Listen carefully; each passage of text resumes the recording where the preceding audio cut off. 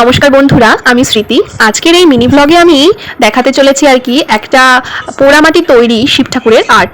তো দেখুন, এখানে একটা পোড়ামাটির শিব দেখতে পাচ্ছেন, আর এটাকে আর্ট করছে আমার এক কাকাতো বোন। তো ও আর কি আর্ট করে, এরকম ড্রয়িং করা, আর্ট করা, কালারিং করা, এই সব কাজগুলোই ও করে। তো দেখুন, এই শিব ঠাকুরকে যতটা আর কি চটে গেছিল, তো কত সুন্দর করে মেকআপ করে দেবে। দেখেন বন্ধুরা, পুরো ভিডিওটা দেখতে হলে একটা লং ভিডিও আছে, সেটাকে অবশ্যই দেখতে হবে।